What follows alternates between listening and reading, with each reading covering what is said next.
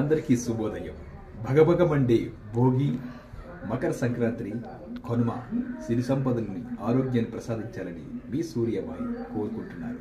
అయితే మనం సంక్రాంతికి మనం పల్లెటూర్లు వెళ్తుంటాం. అక్కడ మాత్రం దయచేసి ఈ 3 రోజులు కూడా మొబైల్ని పక్కన పెట్టి మన కుటుంబ సభ్యులతో చక్కగా గడపండి.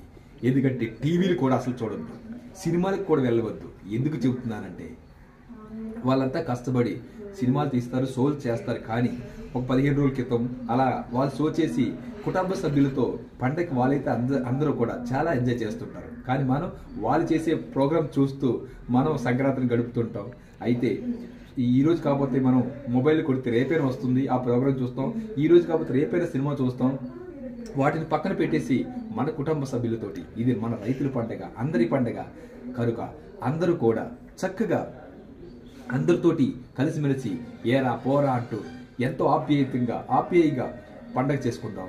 మకర సంక్రాంతిని జరుపుకుందాం, కనుమని జరుపుకుందాం. కనుమ రైతుల పండగ. మా చిన్నప్పుడైతే మా నాన్నగారు తీసుకెళ్ళి ఆ ఎడ్లు బండ్లు కడిగించి వాటికంతా బొట్లు పెట్టించి రైమని ఎద్దుల బండి మీద వెళ్ళేవాళ్ళం.